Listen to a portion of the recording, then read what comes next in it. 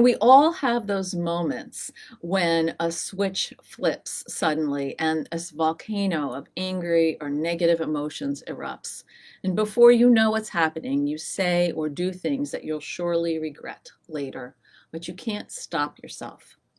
Relationships, school, and work are all affected by this emotional dysregulation. So, why does this occur, and what can you do differently to cope with it? So let's see some of the things that really trigger people. What do I have here? A lot of noise, crowds, minimizing my contribution to a project, crowds, a mess in my house, not being able to find the simplest thing. Anybody else have any things that trigger you? Um, because we want to identify the things that trigger us.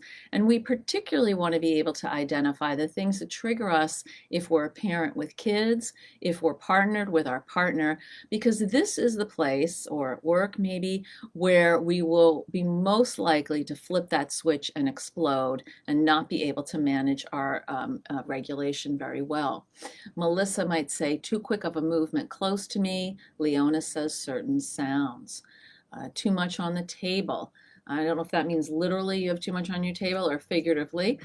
Serena, a small place with no window. Repetition, Elena shares. So these are all really interesting. And I'm curious, what do you do when you're triggered? What happens when you're triggered?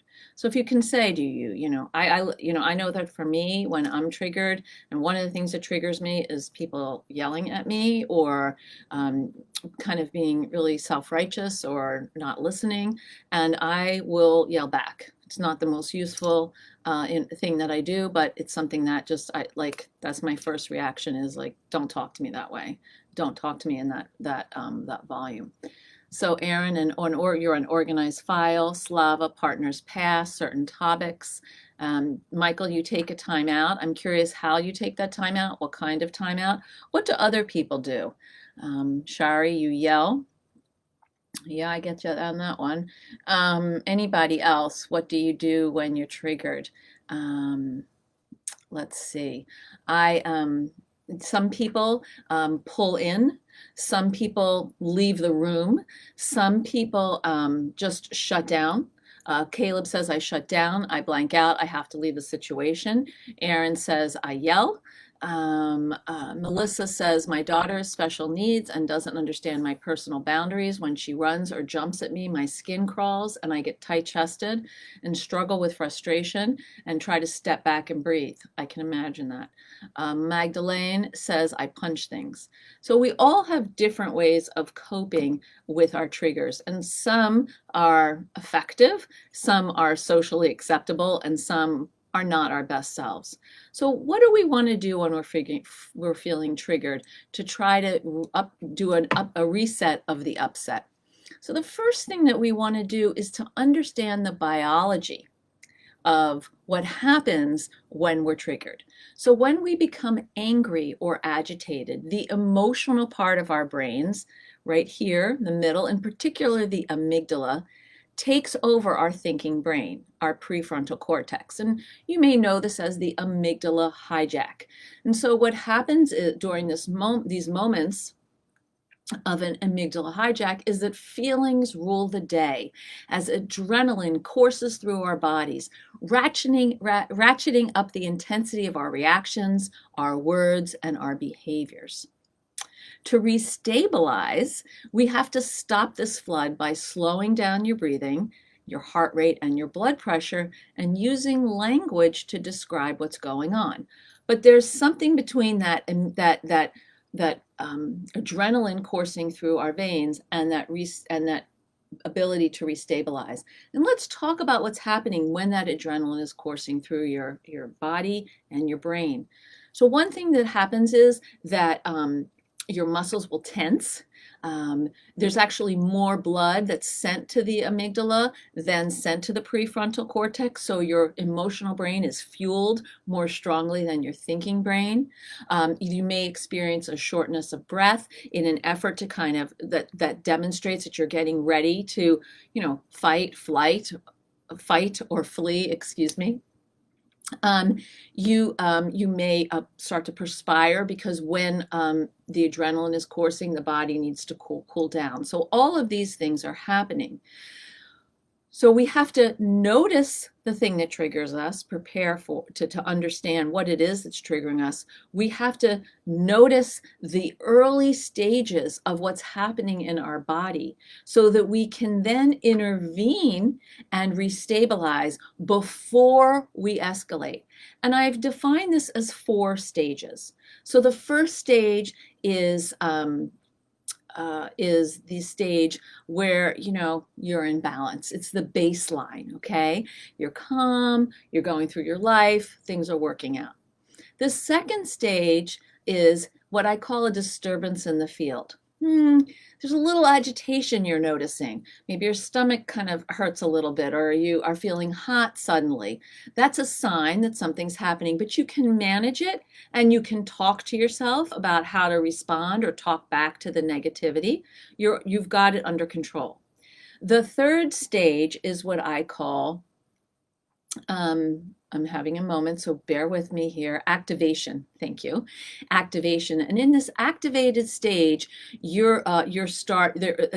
adrenaline or cortisol is starting to come into your body.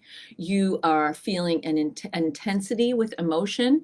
It's a little bit harder for you to put words to what you're feeling. There may be some kinds of distortions in terms of perceptions of what's going on, but you're not over the cliff. You're right up to the edge of that cliff. The fourth stage, high alert, you have now jumped over that cliff and you are now in a full force amygdala hijack. Your emotions are running the show. You are reacting, you're not responding. Your body's in a fight or flight mode. Even if there's not a tiger standing in front of you, there's a perceived danger, and your body is all about trying to manage the danger that it perceives. When you're in high alert, having someone tell you, "Oh, you know what, you really should calm down," is going to intensify your agitation, your fear, or your upset even more. What we have to do when we're in that high alert are 3 options. 1, leave the situation. Leave the situation so you are not being triggered and provoked when you're in it. 2, actually do some breathing exercises. And there are a couple different ones. We've probably practiced them here, but I just want to remind you there's alternate nostril breathing,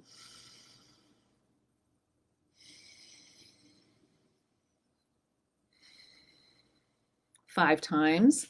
You could do 5 rounds of what I call triangle breathing. Breathe in for 4, hold for 4, and exhale for 6. We need to let our system know that things are actually not out of control, and we're going to be using breathing to do that. For children, we could do smell the flower and blow out the birthday candle, or smell the hot chocolate and then blow on it to cool down. So there's breathing. So there's the leaving the situation. There's breathing. And then the final thing is using language. When we access language to describe what's going on, we are putting our prefrontal cortex back in the driver's seat of the car that is our brain, right? Because if we think about our car like a VW Bug, or maybe even I think Tesla, in the back of the trunk is the engine. It's the physiological brain, the reptilian brain. It sends out it helps regulate heart rate and breathing and blood pressure to keep us alive. The middle of the brain is the emotional brain, also the mammalian brain, and that monitors not just our emotions, but it's where the thalamus is, which is like the relay station of the brain. It's also in this part of the brain is the seat of language and memory and the amygdala. And then the front of the brain is the prefrontal cortex, the human brain, the thinking brain. And so I think of the human brain as driving the VW bug. I think of the emotional brain in the back seat, and the physiological brain is the engine in the back of the car. And during an amygdala takeover, the emotional brain jumps into the front seat, elbows the thinking brain over to the far side of the passenger seat, and is, steering you everywhere. Okay, we can use language when we talk back to the fear, or when we can say, or we can talk back to ourselves, that we can then move that emotional brain that helps move that back to the back seat, that combination of those three things. So let's see what some of the comments are so far about what I'm saying, because I've seen a lot of activity there. Let's see. Aaron, I yell. Michelle, I cry. A lot of women cry. Melissa, my daughter. Oh, you said that part. I'm sorry. Okay. Cassandra, walk away, shut down, yell. Depends on my mood and frustration at the time. Hi, Magdalena. Candy, I remove myself for quiet. Good. My brother and my sister yelling at me, and I yell back. Okay. Paul, I don't understand. I'm struggling with ADHD and autism. Talking doesn't help. No one understands that. If you're lucky, just put up with me. It's horrible. I hate ADHD meds. They make me feel useless. I'm sorry, Paul, that you're struggling so much. And actually, talking does help. It's one of the three interventions that I'm laying out. One is removing yourself from the situation so you can cool down. One is using breathing techniques so you can cool down. And the third one is being able to talk to yourself. I'm really dysregulated right now. I'm over the edge. I need to cool down. What's going to help me? What's a soother that helps me manage? Okay. That's how my son feels. Yeah, too bad I didn't realize this before. It helped destroy my marriage. I'm sorry to hear that, Dale. So I'm curious, for those of you who are here because you're a parent raising a child with ADHD, what kinds of things set them off? And I'd also like to hear, Paul, you said nothing helps. So I'm curious if from some of you, Oliver, you can't talk. Talking is the last sort of the three steps, because you have to be somewhat, you have to be somewhat down regulated from high alert to activation to be able to access your language. Because when you're in high alert, it's very difficult to access thinking at all. So I'm curious, you've all had histories where you've lost it, and then you feel bad afterwards. I know that I have. And what do you do when that happens? Like, what do you say to yourself? Usually if that's happened to me, and it particularly happened when I was raising my daughter, I would go into a shame spiral. I would just be like, what's wrong with you? You're a bad parent. You've got to hold it together. And that actually didn't help anything. It didn't help her, and it didn't help me. And it didn't help her because then I would come and kind of apologize profusely, but I would still do the same behavior. So apologizing profusely and then repeating the behavior actually doesn't help, because it doesn't show someone that you're willing to try to change one, and even if it's one small aspect of how you're responding to triggers, that's what our loved ones need to see. So let's see, what am I seeing? Jacinta, my 6-year-old son destroys his schoolwork or art when he makes a mistake. Leah, my daughter is triggered by being asked to do anything she does not want to do, including homework and losing screen time. Nikki, is the feed pausing or restarting for anyone else? I don't know. I'm sorry if that's the case. Okay, so there's a problem with the feed. Let me see if I can close all my tabs except this one, and that would help. 1 second. That might help the feed. Let me know if it's a little bit better now. I have closed all my tabs so that only this is open. Okay. Amy, my kids are set off by making mistakes, feeling pressured on time and sensory issues. My daughter is triggered by feeling she's being blamed, which happens even if that's not the case. That can actually occur. You'll feel blamed for something even if that's not what's happening. Sylvia, once my son calms down, we use it as a learning moment. Wonderful. Let's see. It's better now. The feed is fine. Okay, great. Maybe it was temporary. All right. Well, great. I'm glad it's not freezing anymore. Valerie, I agree. Sometimes I can hug him after a bit and the body sensation is calming for my son.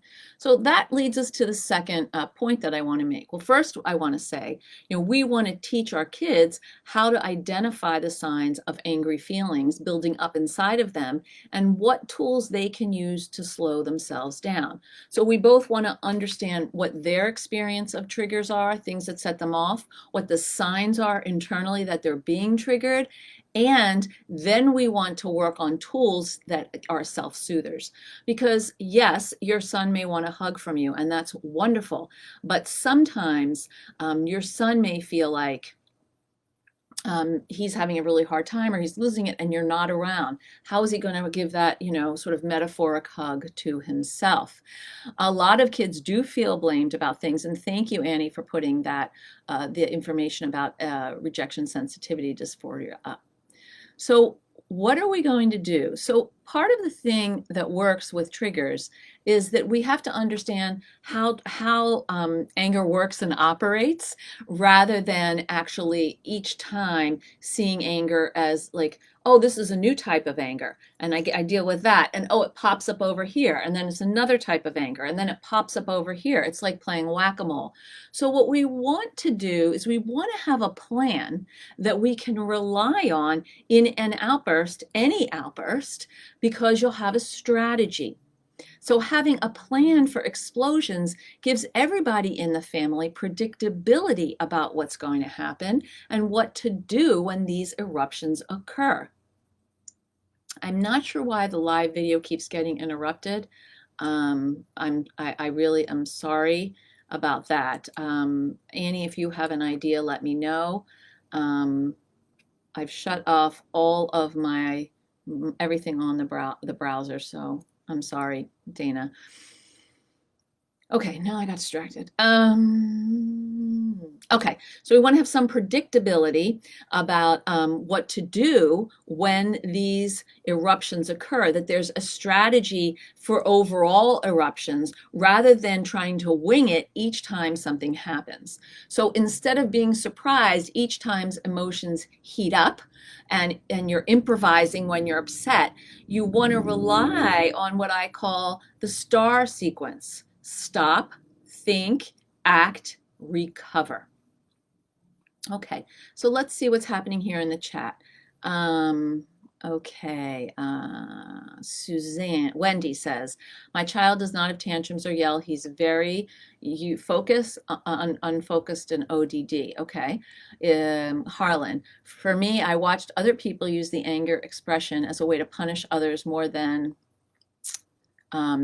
express a genuine feeling. I found stop, breathe, and choose to respond to help me with this. And that's exactly what the STAR response is.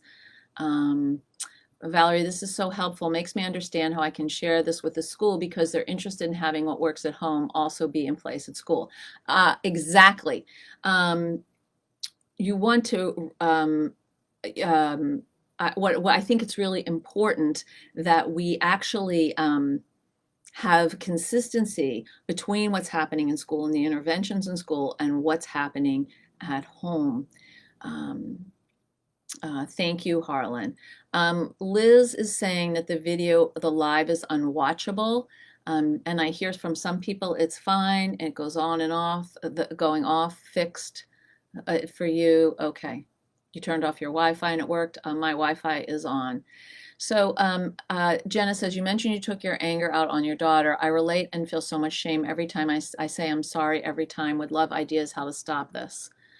Annie, could you maybe respond to Liz about why it's unwatchable? Dale, okay. So, my daughter, adolescence was challenging, and I was the person she pushed back at, and she would be very sort of nitpick everything that I would do, down to the detail of why this wasn't okay and why that wasn't okay. And It was hard for me, you know. I mean, I think it's painful to be on the receiving end of that kind of persistent rejection and criticism. And my husband was not on the same end of that. He was on a different end where he didn't get it. And so I was angry a lot, and I was angry at her, and I was angry at the situation. That's very, it was painful. And so I really understand that not just mothers and daughters, mothers and sons can go through a lot of stuff as well, but in our house it was particularly mothers and daughters. So what we want to do to try to manage the upset, to reset the upset, is we want to rely on the STAR method. And Liz says, I have something wrong with me. I'm like furious and I can't stop it. Why? And that has to do with, it has to do with the emotional regulation or dysregulation of the ADHD brain. Because the feelings are so intense, and the certain executive functioning skills such as emotional control may be weaker, it's harder for the thinking brain to kind of put up the dam and say, back off, tidal wave of emotion. It's too much. Just there's a little hose here, come through that way. And so it's really very hard. So we have to learn to figure out what will soothe us, what will get us back to get us down that ladder from high alert to activation to disturbance in the field to baseline. So the first thing that we want to do is we want to create this strategy. And it's a strategy we're going to come back to over and over again, because it's a strategy to deal with this dysregulation, these eruptions. And the first thing in that strategy is you're going to figure out how you're going to call a break in the action and use a predetermined time apart. Now, for younger kids, a time apart is difficult. They may not be able to do that. They may want a time in. I'm going to sit with you. I want to read a story. I'm not able to manage myself. And older kids may be like, awesome, 20 minutes, I'm going to my room. I'm going to do whatever. I'm going to listen to music, or I'm going to go on YouTube. I need to calm down. And for you, you may want to go and take a walk or have a stretch or do some yoga. Or have a glass of water or a nice cup of tea. So having a plan for these explosions is what helps minimize them. We want to understand also that a time apart is not a timeout. A timeout is a punishment. And so a timeout it makes kids feel like they're bad and they've done something wrong. And a time apart is we agree that we're all too activated to interact with each other and we have to settle. And I prefer the term settle or slow down to calm down, because calm down often ratchets everything up. So we want to create a signal or a term for the family so everyone knows that we're beginning a slowdown and what we're going to do. So as I said, younger children might prefer to be with you for a hug, which might be hard for you to do, and a story. Tweens and teens might be much happier going to their room. But in a time apart, no one's in trouble. And that's the difference between a time apart and a timeout. It's just that things got too heated and a recalibration is in order. So we want to write down or use pictures for kids that can't read, a list of alternative activities. So for younger kids, I recommend going to the dollar store and creating a calm me down box that you bring out that they can use. Maybe it has a certain puzzle or some special art activity or a particular Lego or something. So all of those things can be very helpful. Maybe make a playlist of music that you like, have a coloring book, go outside and shoot some hoops. Maybe jump on the trampoline. Some kids like to read, whatever it is. And then you want to post these soother activities along when you write up your STAR program. So we have the stop, and then with the stop will be also some of these self-soothing activities, and set a timer for somewhere between 10 and 20 minutes. And the reason that we set this timer is because it takes somewhere between 10, it takes about 6 minutes for the cortisol in the body to dissipate, in the brain to dissipate, but it takes 10 to 20 minutes for the body to slow down. And so, yes, STAR stands for stop, think, act, recover. So we want to have enough time in our time apart for people to actually let their bodies, relax enough so that they're ready to move on to the think. So think is a time to come back together and listen, really listen to what your child or teen is telling you, okay? Ask them to review what happened, what they would like to have done differently or wanted you to do differently, and any other feelings or observations. This is a time for conversation opener questions that begins with what, how, where, when. This is not a good time for why, because you're not going to get information, and we want to get information. I mean, you can throw a why in there, I guess, occasionally, but we really want to do like, what would have helped you? Or how would you have liked me to respond instead of what I did? Though that's the kind of stuff we want to ask for. Then we want to use that reflective listening tool. Reflect back what you hear them say. Okay, so what I heard you say is it would have been helpful for you if I hadn't told you you were stupid when I got angry. Did I get that right? Is there anything else? Okay, so you're going to reflect back what you hear, but we're not teaching anything right now. This is not the time for teaching. This is just about speaking and feeling heard and seen, okay? And this is a time to acknowledge what they've said and be accountable yourself. I'm glad you're sorry that you told me I was a biatch. And thank you, I really appreciate it. And I myself feel very bad that I told you you were an idiot. I feel bad about that. I'm sorry for that.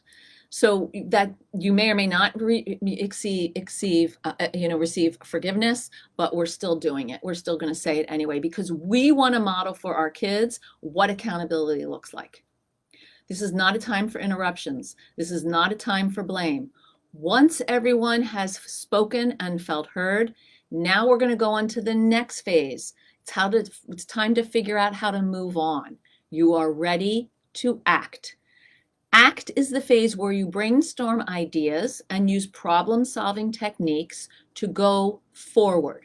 What do we need to do to move forward? What is the next right thing we want to do? So we want to ask them, where should we go now? What do you think we should do?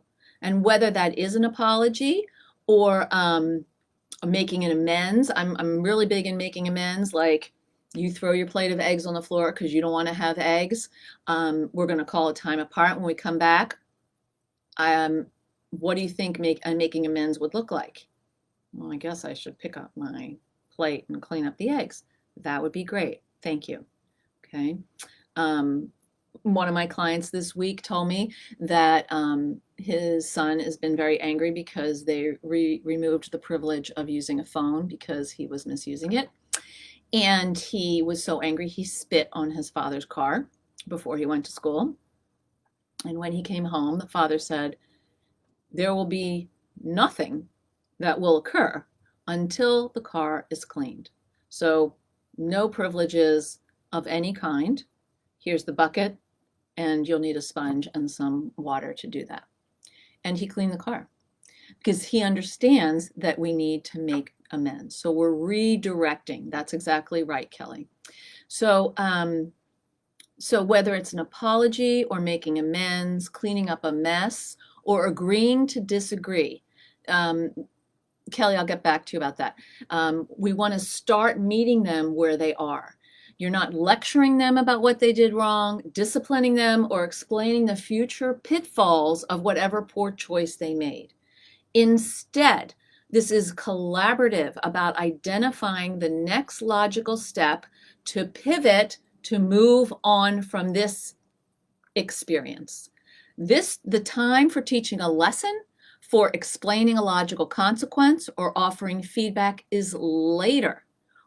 so people can say settled and calm now. One of the biggest mistakes that parents will do is they'll have this time apart and they'll come back together and they'll start to tell their kids why they did what they did was wrong, and they'll start up the whole argument again. And I see this particularly between couples. This will happen with couples all the time. They'll have this big argument, they'll storm off, come back together, and they start the whole argument all over again. So Kelly has asked about de-escalation. So the de-escalation part actually starts in with the stop. You see the stop, you're calling a break so things do not continue to escalate, and then all of these stages help not just continue that process of de-escalation, but also the process of learning to pivot and move on while making amends, being accountable, and figuring out what the next right thing is for us to do. Time to process is a pause. Yes, so that actually is part of the stop. We're calling a pause in the action. Now, the last step is recover. So recover is so you've now had act where you decide what you're going to do to move forward, and recovery is what happens during the moving forward part. Okay, you're going into your next activity and you're letting your kids do the same. You're not holding a grudge. Everybody needs some time and space to process what's just happened without triggering another eruption. Several hours later, or maybe the next day or before bed, you can find a quiet time and talk about what lessons did they learn. You want to ask them first, and then you might want to share something that you observed or you've wondered about. We always want to ask the child or teen first what they think, because we want to work with what their perceptions are rather than just tell them what we see and why that's the right thing.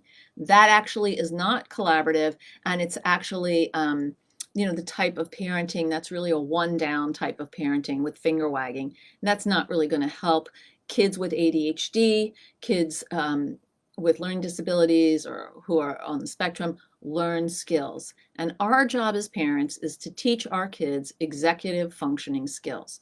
And that's why we want to practice the STAR process for upset reset. Okay, so let's see what is happening here in the chat. Valerie asks, how do you get the other parent on board with the holding off recovery being collaborative if they feel strongly about discipline punishment before the last STAR step?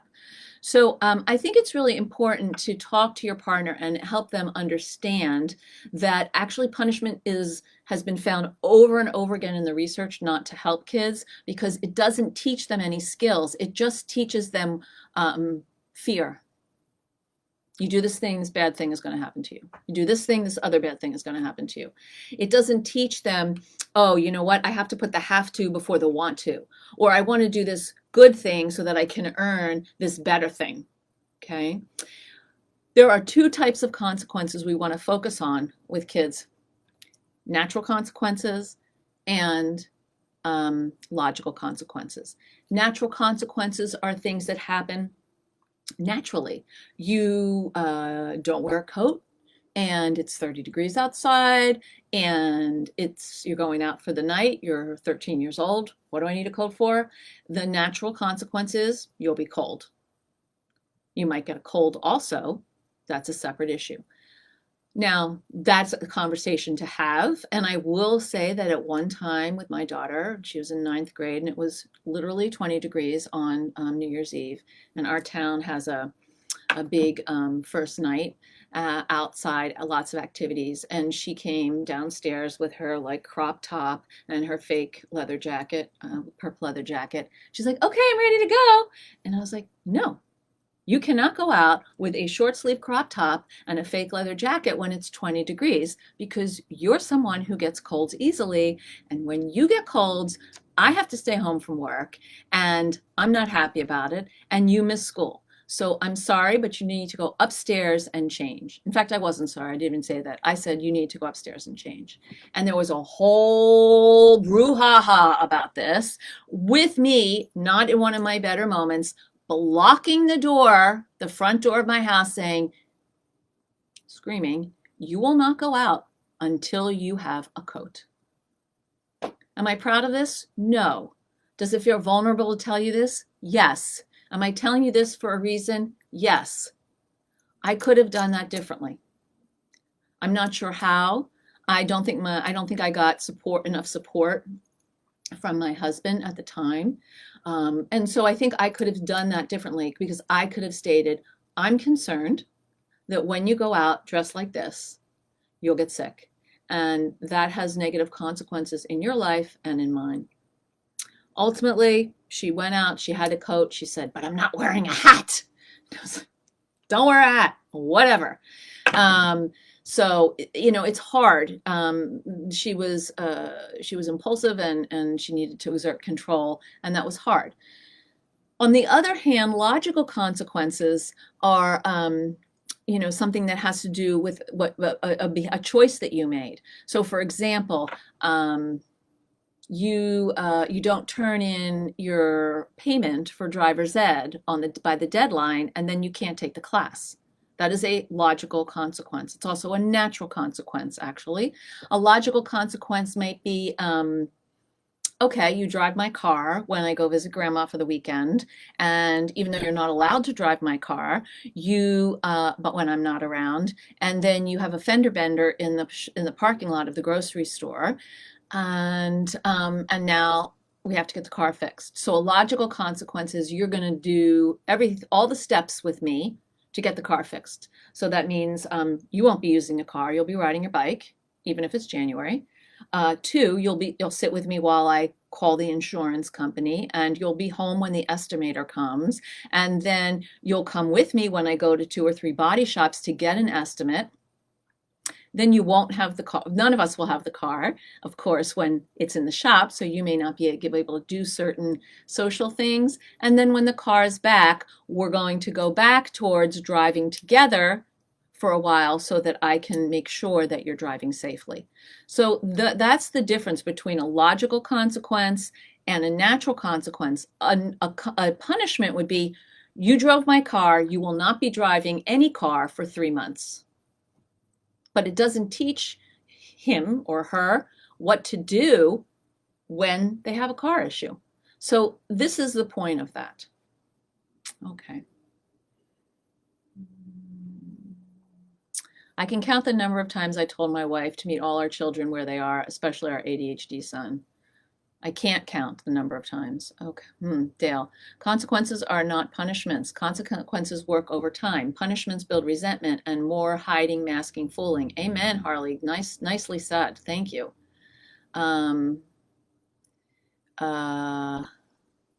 Okay. Karen, thanks for sharing. Helpful to know even the pros are cool. Oh, yeah. Oh, yeah. It's better now, but there was really tough for a while, Perimenopause and adolescence, not a great mix for my house. Natural consequence. I've heard that. You're welcome for the reminders. Hold on. I agree. Thank you. So more on that. Thank you, Annie, for posting that. I appreciate that. It's still my experience that telling them once or twice is enough. It can be, particularly if you're using, we've talked about my rule of 3, where you make eye contact, you state your direction, and they state the direction back, not once, but twice, so that it travels down the memory line and they can hold on to it. That's really important. I think it's really, I think in these issues, did I apologize for the way I behaved to my daughter on that New Year's Eve? You bet. Does she still remember it 9 years later? Oh, yes. Does she carry the blame that's sort of at the same level of the shame that I carry? No, she doesn't. So I think that, it's just something that we want to try to do to manage ourselves. My 5 C's: self-control, compassion, collaboration, consistency, and celebration. They are all based on the very first one, which is self-control. And I'm putting here in the chat a free downloadable for you on anger that you can get. when you go to my website. So, I imagine and I know that in families living with ADHD, when parents are dysregulated, it is much harder for kids to regulate themselves. And when kids are defiant or spirited, it can be hard to determine like what is ADHD, what is adolescence, what's appropriate, what's not. And it's a mix, right? We can't tease out the adolescence and pull out the ADHD. It's all part of the mix of growing up. So what we can do as adults is to say, I need to manage myself. I need to manage myself better. And that over time is what has made a difference in my relationship with both of my children, with my husband, and with myself.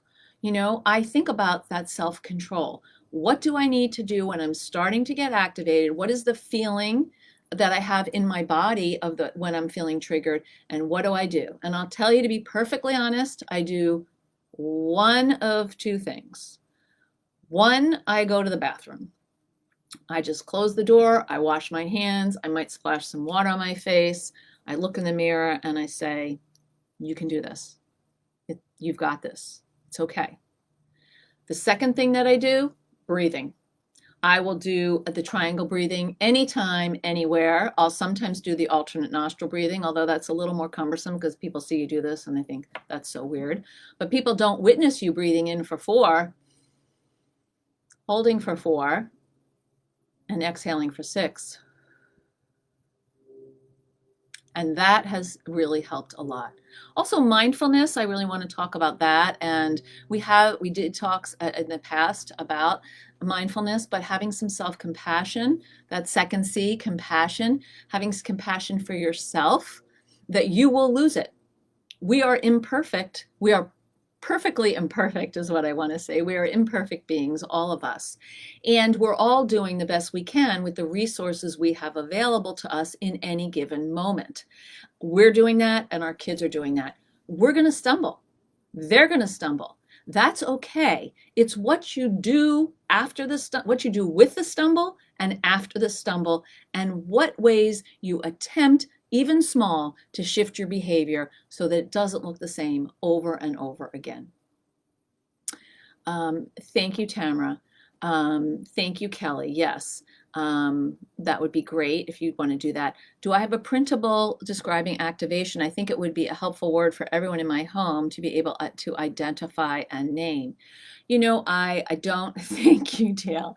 I do have a graphic, a slide graphic that I can ask my assistant to put into a downloadable, and then I can bring it in 2 weeks. If you please remind me of that to bring it, I'll do that. But yes, I'm happy to create a printable describing those 4 stages of baseline, disturbance in the field, activation, and high alert. So we have time for a few questions or comments. I've given you a lot of information today. It's been like a little mini webinar. I'm sorry if you want to ask questions. So I'm going to stay on to 4:50 so we have time for questions. So let's see. Well, where were you when I was raising my kids? I don't know, Robin. I was probably, in the middle of raising my own and developing, the thoughts I've had.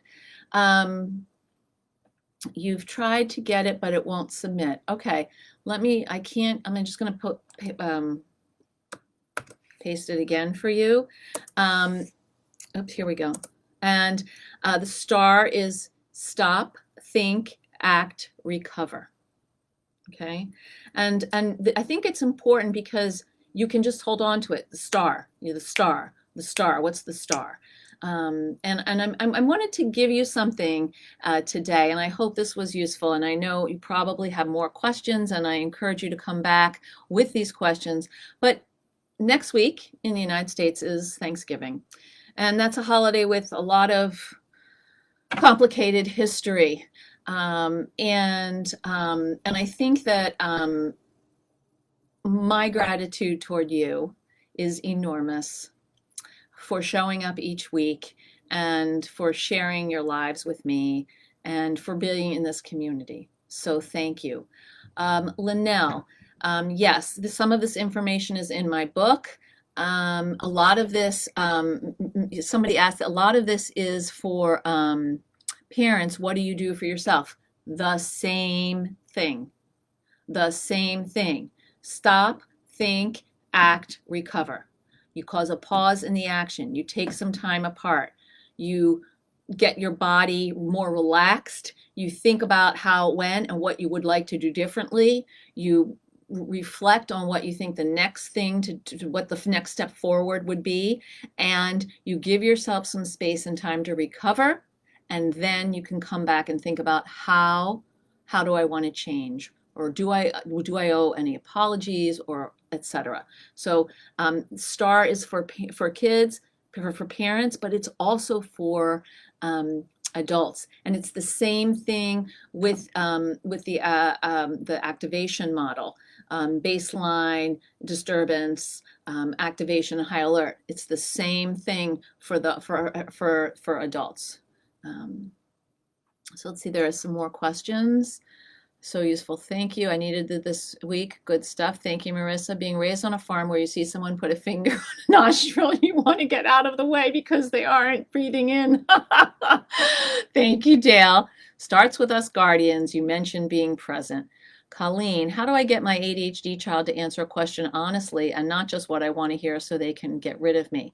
Well, that's a great question. I'm going to answer that and then we'll stop. So, you know, I would suspect your child is a teen, and I think in those moments, it would be great to ask questions that don't start with why, but that start with how, what, when, and where. And there's a difference, like, between honesty and lying. Honesty is open. There's eye contact. There's a story that actually unfolds that makes sense. Lying, you know, there's sort of a hidden aspect to it, although some kids are very good and will look you in the eye and lie to your face. But as you unravel their story, it may not make sense. So I would try to talk to them about what makes it hard to tell you the truth, because often kids don't tell the truth because they're afraid of your reaction. They're afraid they're not going to get to do something they want, or you'll take something away. So have a conversation about, you know, honesty, or getting, you know, what makes it hard to share what's really going on. Maybe they feel like you're asking too many questions. And then could you set up something where you get to ask one question a day that they answer honestly. Okay. You're welcome, everybody. I turn T into take time away and think, sort of a STAR for me. I usually need to walk away and literally walk before the think is ready, before the act. I love that. I love that, Harlan. I think that's really actually extremely helpful, because maybe that it should be that STAR. But we don't say pause. What was the word used? Oh, you can say pause. You can say we're going to take a pause in the action. We're going to do a time apart. And I talk about this, if you want more information, I talk about this on my website. There's plenty of free resources, and on my YouTube channel as well.